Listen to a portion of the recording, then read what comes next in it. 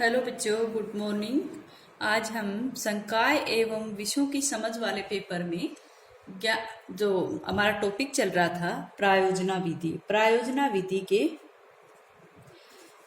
का अर्थ, परिभाषाएं और उसके पद सोपान कितने प्रकार की होती है उसके ऊपर हमने अध्ययन कर लिया था। आज का अपना टॉपिक है प्रायोजना विधि के गुण, यानी कि अब उसकी गुण या विशेषताओं या फिर उनके दोषों के बारे में हम बातें करेंगे। गुण या विशेषताओं के बारे में। ठीक है बेटा, जब आपने गुण जो प्रायोजना विधि होती क्या है, इसको कैसे फॉलो किया जाता है, ये सब पढ़ लिया है और उसका अर्थ, परिभाषा या उसके किस तरह से हम उसको अपना सकते हैं, तो उसके बाद हम उसकी विशेषताएं अपने आप निकाल सकते हैं। जैसे भाई प्रायोजना विधि में किसी भी कार्य को करके सीखा जाता है, इससे प्राप्त जो ज्ञान है वो स्थायी होता है, ये सीखने के सिद्धांत पर आधारित है, ये प्रजातांत्रिक गुणों पर आधारित है। तो इस प्रकार से इसमें बहुत सारी विशेषताएं हैं। जैसे सबसे पहले मैं आपको कहूंगी कि प्रायोजना विधि जो है वो सीखने के नियम पर आधारित है। सीखने के नियम पर आधारित, या कहें कि सीखने के सिद्धांत पर आधारित विधि। ठीक है, आधारित विधि। अब ये सीखने के नियम पर आधारित क्यों है? क्योंकि इसमें विद्यार्थी सिर्फ किसी कार्य को करता ही नहीं है, बल्कि उसके ऊपर प्रयोग करके देखता है, तो ये सीखने के नियम पर आधारित है। जैसे आपने साइकोलॉजी में पढ़ा होगा, थॉर्नडाइक के जो सीखने के नियम थे या सिद्धांत थे, जैसे कौन कौन से थे, आपको मैडम ने करवाया होगा शायद। तत्परता का और एक था अभ्यास का, और तीसरा था आपका प्रभाव का। एक तो बालक तत्परता से सीखता है, एक अभ्यास से भी सीखता है, और एक प्रभाव से, किसी भी प्रकार का दंड या पुरस्कार जो है वो प्रभाव में आ जाता है। थॉर्नडाइक के जो नियम थे, सीखने के नियम थे, उसी के ऊपर हमारी प्रायोजना विधि जो है वो आधारित है।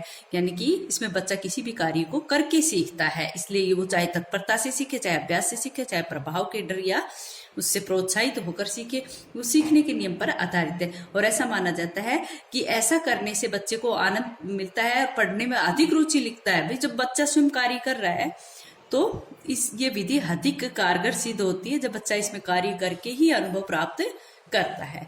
नेक्स्ट जो बात है वो मैं कहूंगी, इसकी विशेषता जो है वो कहूंगी कि इससे प्राप्त ज्ञान जो है स्थायी ज्ञान की प्राप्ति। स्थायी ज्ञान की प्राप्ति, बेटा आप सभी जानते हो स्थायी ज्ञान की प्राप्ति क्यों है? क्योंकि बच्चा स्वयं कार्य कर रहा है। एक दिन तो आपने किसी भी चीज को, मान लो आपने एक दिन तो आप रोज खाना बनाए खाते हो, और एक दिन आपने बनाकर खाया, तो आपको पता चलेगा कि रोटियां किस तरह से सेकी जाती है, सब्जी किस तरह से बनाई जाती है। तो एक बार जब आपने कर लिया तो उस कार्य को करने के बाद जो ज्ञान आपको, जो अनुभव आपको प्राप्त हुआ है वो स्थायी रहते हैं। रोज तो आपने किसी से मम्मी से, किसी से भी बनी बनाए खाना खाया, एक दिन आपने सीखा। या जैसे हम कहें कि किसी भी प्रकार का ज्ञान या तो आपने किसी से सुनकर, या किसी में पढ़कर, या देख कर प्राप्त किया, और एक ज्ञान वो जो आपने स्वयं कार्य करके सीखा, तो उससे वो प्राप्त ज्ञान जो है, जो कार्य करने के बाद जो ज्ञान सीखा जाता है वो स्थायी होता है। ठीक है, और प्रायोजना विधि जो है इसमें भी बच्चे को जो व्यवहारिक और प्रयोगात्मक कार्य दिया जाता है, उससे बच्चा क्या करता है? स्थायी ज्ञान की प्राप्ति करता है। ठीक है, नेक्स्ट जो बात है वो मैं कहूंगी आपको कि प्रायोजना विधि जो है वो वास्तविक जीवन से संबंधित है।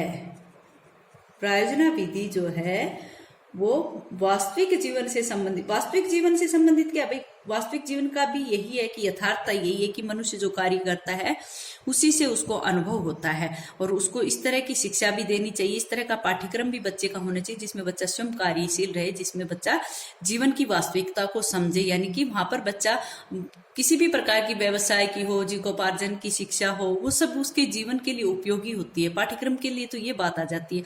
और विधि के रूप में हम कहेंगे कि इस प्रायोजना विधि में जो बच्चा कार्य करता है वो उसको अपने व्यवहारिक जीवन में भी उसको फॉलो करता है। बहुत से ऐसे सामाजिक और प्रजातांत्रिक गुण उसके अंदर आते हैं जो उसके वास्तविक जीवन से या उसके यथार्थिक जीवन से संबंधित होते हैं। ठीक ठीक है। और इसी के साथ मैं ये भी कह सकती हूं कि प्रजातांत्रिक गुणों का विकास, प्रजातांत्रिक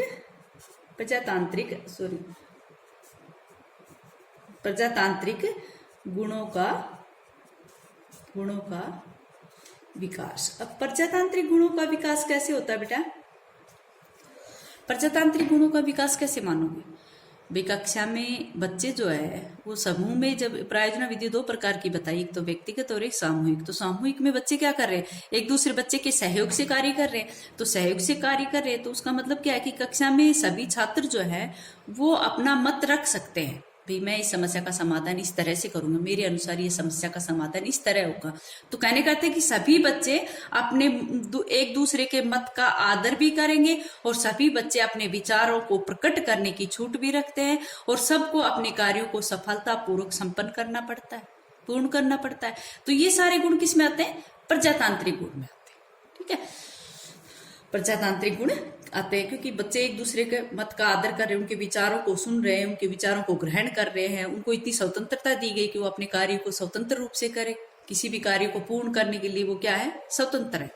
ठीक है, तो प्रजातांत्रिक गुणों का भी विकास यहाँ पर हो रहा है। नेक्स्ट जो विशेषता है वो मैं आपको बताऊंगी कि ये विधि बाल केंद्रित है। बाल केंद्रित विधि है। एक बात इसमें ये भी आएगी बाल केंद्रित के साथ, और बाल केंद्रित विधि कौन सी होती है? मनोवैज्ञानिक विधियां होती है। मनोविज्ञान मानता है कि जो शिक्षा है वो न तो पाठ्यक्रम आधारित होनी चाहिए और न ही शिक्षक केंद्रित होनी चाहिए। ठीक है, न तो वो पाठ्यक्रम केंद्रित होनी चाहिए और न ही शिक्षक केंद्रित। शिक्षा जो है वो बालक के लिए होती, न कि बालक शिक्षा के लिए होती। तो यहाँ पर हम बाल केंद्रित के साथ नेक्स्ट पॉइंट ये भी कर सकते हैं कि मनोवैज्ञानिक विधि, या फिर कहे कि मनोवैज्ञानिक विधि भी कह सकते हैं, या फिर कह सकते हैं कि मनोविज्ञान पर आधारित विधि। बालक को कार्य करने के लिए स्वतंत्रता दी गई है, मनोविज्ञान पर आधारित विधि, या फिर इसको दोनों ही बात कह सकते हैं। इसके अंदर दोनों ही विशेषताएं, बाल केंद्रित भी है और साइकोलॉजी की तरफ से देखें तो ये मनोविज्ञान पर आधारित विधि है। कैसे है? क्योंकि बालक को स्वतंत्र छोड़ दिया जाता है। अध्यापक जो है वो सिर्फ मार्गदर्शन का कार्य यहाँ पर करता है, बाकी कार्य बच्चा स्वयं करता है। बच्चे को स्वतंत्रता दी जाती है, वो अपना मत प्रकट कर सकता है, वो अपने कार्य को पूर्ण करने के बाद स्वतंत्र रूप से उसका संपादन भी कर सकता है। अध्यापक सिर्फ उसका दिशा निर्देशन करता है। और ये दोनों ही पॉइंट उसके बाद इस विधि में महत्वपूर्ण है कि दोनों ही विशेषताएं इस विधि में पाई जाती हैं। नेक्स्ट है कि अनुशासन की समस्या का समाधान। अनुशासन की समस्या का समाधान कहने का अर्थ है कि यहाँ पर अध्यापक को ज्यादा भूमिका नहीं निभानी पड़ रही, बल्कि बच्चा स्वयं ही अनुशासित है। क्यों है? जिसको हम कहेंगे स्वानुशासन। स्वानुशासन क्या होता है बेटा? स्वानुशासन वो होता है जो स्वयं द्वारा अनुशासित है। यानी कि यहाँ पर बच्चा क्या कर रहा है? बच्चा प्रयोग कर रहा है, कार्य को कर रहा है। तो उसका मतलब ये है कि बच्चा स्वयं ही अनुशासित, स्वयं वो बिजी है, स्वयं ही वो कार्य को कर रहा है। तो किससे बातें कर रहा है? खुद ही कर रहा है। इसलिए उसको उस कक्षा में डिस्टरबेंस कम पाया जाता है, क्योंकि बच्चे यहाँ पर स्वयं कार्य में बिजी रहते हैं, वो व्यस्त रहते हैं अपने का प्रयोग को करने के लिए, अपनी समस्या का समाधान करने के लिए। वैसे ये एक कमी भी पाई जाएगी। कई बार कहते हैं कि अति होने के कारण बच्चे यहाँ पर स्वच्छंद रहते हैं, तो यहाँ पर अनुशासन कम पाया जाता है, अध्यापक का रोल कम होता है और बच्चों को समस्या का समाधान करने के लिए फ्री छोड़ दिया जाता है। तो एक प्रकार से इसमें कहने का अर्थ तो ये कि यहाँ पर अनुशासन बच्चा स्वयं अनुशासन स्थापित करता है। लेकिन बच्चों को जब अधिक स्वतंत्रता दी जाती है तो बच्चे क्या करते हैं? सब आप जैसे वो क्यों अनुशासित रहेंगे? वो वहां पर अति करेंगे इस चीज की, और अनुशासनहीनता की कक्षाएं पाई जाती हैं कि प्रायोजना विधि से अध्ययन कराने के हैं तो वहां पर बच्चों में अनुशासन कम पाया जाता है। दोनों ही बातें हैं इसमें, जितनी अच्छाई उतनी बुराई भी। ठीक है, नेक्स्ट जो विशेषता है वो मैं कहूंगी कि करके सीखने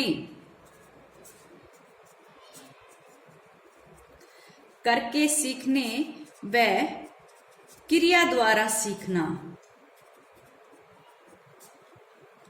क्रिया द्वारा सीखना या सीखने पर बल। कई विधियां तो ऐसी होती है जिसमें अध्यापक कार्य करता है, बच्चे सुनते हैं, अध्यापक ही समस्या का या फिर किसी भी प्रश्न का हल अध्यापक ही कर रहा है, किसी भी सवाल का सॉल्यूशन अध्यापक कर रहा है। लेकिन प्रायोजना विधि में बच्चा स्वयं कार्य कर रहा है, स्वयं वो क्रियाशील रहेगा, वो कक्षा में सक्रिय रहेगा और स्वयं ही अपने निष्कर्ष प्राप्त करेगा, सिर्फ अध्यापक की देख रेख। ठीक है। और नेक्स्ट पॉइंट मैं कहूंगी इसमें कि शिक्षक जो है वो, इसका शिक्षक का रोल क्या होता है। इस विधि में शिक्षक सिर्फ परामर्शदाता रहेगा, परामर्श देने वाला या निर्देश देने वाला। हम कहेंगे कि शिक्षक जो है वो परामर्शदाता या फिर कहें पथ प्रदर्शक, मार्गदर्शन करने वाला, पथ प्रदर्शक रहता है। ठीक है।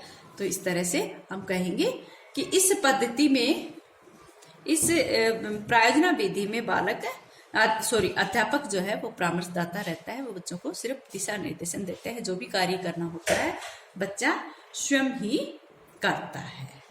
अच्छा बच्चों, आज इतना ही, आगे कल करें।